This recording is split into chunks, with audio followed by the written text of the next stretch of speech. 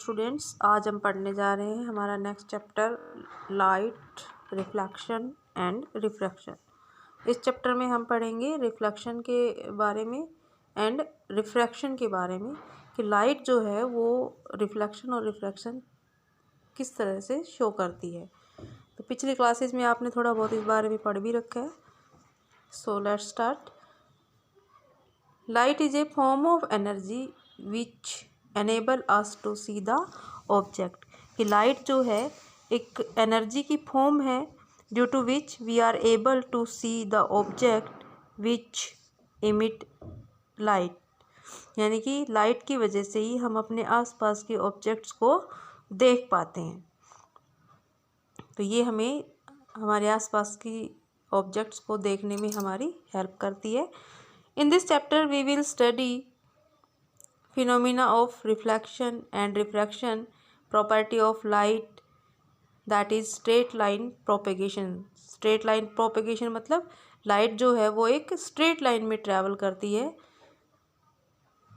Next है हमारा reflection of light. Reflection of light हम किसे कहेंगे? The process of sending back of light raise which falls on the surface of the object is called reflection of light. यानी कि light जब किसी भी सॉलिड ऑब्जेक्ट से टकराती है, किसी शाइनी सरफेस से, पॉलिश्ड सरफेस से जा कर के टकराती है, तो लाइट जो है वो उस ऑब्जेक्ट से टकरा करके वापस लौट जाती है। तो इस फिनोमिना को हम कहेंगे रिफ्लेक्शन ऑफ लाइट। लाइट जो है वो किसी भी ऑब्जेक्ट पर जब भी पड़ती है तो ऑब्जेक्ट जो है वो तीन तरह से जो है इस लाइट के साथ तीन तरीके से रिएक्ट करता है। पहला होता है एब्जॉर्प्शन, कि कई सारे ऑब्जेक्ट्स ऐसे होते हैं कि उन पर जब लाइट आकर के गिरती है, बहुत सारे ऑब्जेक्ट ऐसे होते हैं जैसे लाइट रेज उनसे आकर के टकराती हैं तो ये ऑब्जेक्ट जो है उस लाइट को पूरी तरह से एब्जॉर्ब कर लेते हैं। तो ये फर्स्ट जो है ये इसको हम कहेंगे एब्जॉर्प्शन। जैसे कि ब्लैक बोर्ड, तो ब्लैक बोर्ड पर जितनी भी लाइट आकर के गिरती है तो ब्लैक बोर्ड क्या करता है, उन सारी लाइट रेज को एब्जॉर्ब कर लेता है। दूसरा होता है ट्रांसमिशन। ट्रांसमिशन मतलब an object is said to be transmit light if it allows the light to pass through itself. Such object are called transparent. यानी कुछ ऑब्जेक्ट ऐसे होते हैं कि उन ऑब्जेक्ट्स के ऊपर जब भी लाइट आकर के टकराएगी तो ये लाइट जो है इन ऑब्जेक्ट्स में से आर पार निकल जाएगी, यानी दूसरी तरफ निकल जाएगी। यानी these objects allow the light to pass through them.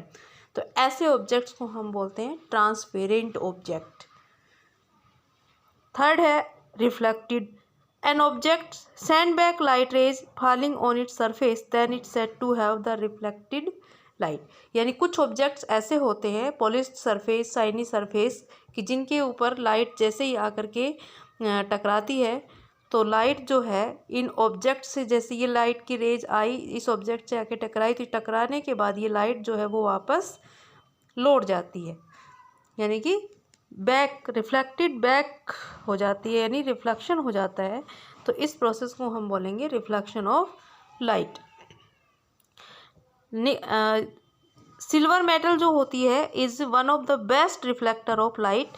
कि सिल्वर मेटल जो है वो सबसे बड़ी रिफ्लेक्टर है, बेस्ट रिफ्लेक्टर है लाइट की।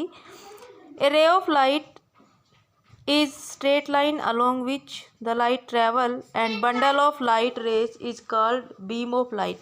जब भी लाइट की रे अकेली आती है इस तरीके से तो उसे हम बोलते हैं रे ऑफ लाइट। अगर ये रेज भी आती है एक साथ एक बंडल की फॉर्म में आती है तो हम इसे बोलेंगे बीम ऑफ लाइट। यानी कि जब लाइट रेज अकेली आती हैं तो उन्हें हम बोलते हैं रे ऑफ लाइट, और जब ये रेज एक पूरे बंडल की फॉर्म में आती हैं तो हम इसे कहेंगे बीम ऑफ लाइट। नेक्स्ट है लॉज ऑफ रिफ्लेक्शन। तो जब रिफ्लेक्शन का ये प्रोसेस होता है, यानी कि जब ये फिनोमिना होती है रिफ्लेक्शन की, तो उसके साथ दो लॉज भी हमारे सामने आते हैं कि कौन कौन से लॉज को फॉलो करता है ये रिफ्लेक्शन। तो फर्स्ट लॉ है हमारा the angle of incidence. Angle of, अब हम ये देखेंगे कि एंगल ऑफ इंसिडेंस किसे कहेंगे। कि जैसे ये हमारा पॉलिश सरफेस था, या फिर हम इसी फिगर से देख लेते हैं, ये हमारा फिगर, ये है हमारा रिफ्लेक्टर कोई भी। तो यहाँ पर ये रे ऑफ लाइट जो आई ये आकर के इस सरफेस से आकर के टकराएगी। तो फर्स्ट रे जो आकर के किसी भी पॉलिश सरफेस से आके टकराती है उसे हम बोलते हैं इंसिडेंट रे, और आफ्टर रिफ्लेक्शन जो रे वापस जाएगी उसे हम बोलेंगे रिफ्लेक्टेड रे। तो ये इंसिडेंट रे एंड ये रिफ्लेक्टेड रे। और ये जो पॉइंट है जहाँ जिस पॉइंट पर आकर ये रे टकरा रही है उसे हम बोलते हैं पॉइंट ऑफ इंसिडेंस।